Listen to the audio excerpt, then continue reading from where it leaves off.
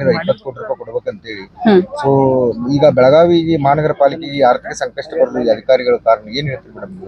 ನೋಡಿ, ನಾನು ಒಬ್ಬರ ಮೇಲೆನೆ ಬಟ್ ಮಾಡಿ ತೋರಿಸ್ಲಿಕ್ಕೆ ಬರೋದಿಲ್ಲ. ಅಧಿಕಾರಿಗಳು ಅಷ್ಟೇ ಕಾರಣ ಇರ್ತಾರೆ, ಜನಪ್ರತಿನಿಧಿಗಳು ಅಷ್ಟೇ ಕಾರಣ ಇರ್ತಾರೆ.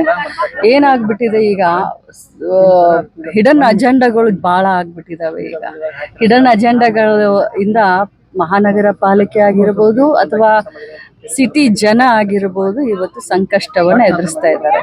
ನಿಸ್ವಾರ್ಥತೆಯಿಂದ ನಾವೆಲ್ಲರೂ, ಈ ಕಡೆ ಆಫೀಸರ್ಗಳಾಗಿರ್ಬೋದು, ಈ ಕಡೆ ಜನಪ್ರತಿನಿಧಿಗಳಾಗಿರ್ಬೋದು, ರಾಜಕಾರಣ ಮಾಡದೆ ಬರೀ ಅಭಿವೃದ್ಧಿ ಒಂದೇ ಅಂತ ಮನಸ್ಸಿನಲ್ಲಿ ಇಟ್ಕೊಂಡು ಮಾಡಿದ್ರೆ ಬಹಳಷ್ಟು ನಾವು ಬೆಳವಣಿಗೆಯನ್ನು ಸ್ವರ್ಗನೇ ಮಾಡಬಹುದು ಬೆಳಗಾಂ ಸಿಟಿಯನ್ನ.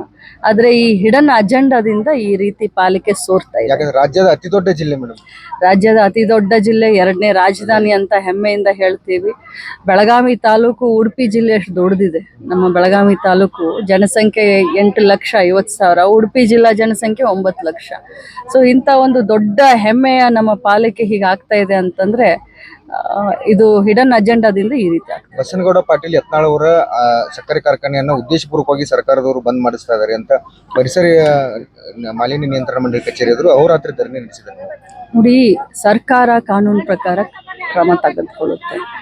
ನಾವು ಯಾವತ್ತೂ ಕೂಡ ವೈಯಕ್ತಿಕವಾದಂಥ ವಿಚಾರ ಆಗಲಿ, ದ್ವೇಷದ ರಾಜಕಾರಣವನ್ನ ನಮ್ಮ ಪಕ್ಷದ ಮುಖಂಡರು ಸಿದ್ದರಾಮಯ್ಯನವರು ಇರ್ಬೋದು, DK ಶಿವಕುಮಾರ್ ಇರ್ಬೋದು, ಅಥವಾ ಇನ್ನಿತರ ನಾವೆಲ್ಲರೂ ಕೂಡ ನಾವು ಸೇಡಿನ ರಾಜಕಾರಣ ಮಾಡುವಂಥ ಅನಿವಾರ್ಯತೆ ಕೂಡ ನನಗಿಲ್ಲ. ಕಾನೂನಿದೆ, ಕಾನೂನು ಪ್ರಕಾರ ಏನೇನು ಕ್ರಮ ತೆಗೆದುಕೊಳ್ಬೇಕು ಅದಾಗ 31ನೇ ತಾರೀಕು ರಾಜಭವನ ಚಲೋ. 31ನೇ ತಾರೀಕು ಎಲ್ಲ ಶಾಸಕರು, ಮಂತ್ರಿಗಳು ಎಲ್ಲರೂ ಸೇರಿ ನಾವು ರಾಜಭವನ ಚಳವಳಿಯನ್ನು ಹಮ್ಮಿಕೊಂಡಿದ್ದೀವಿ.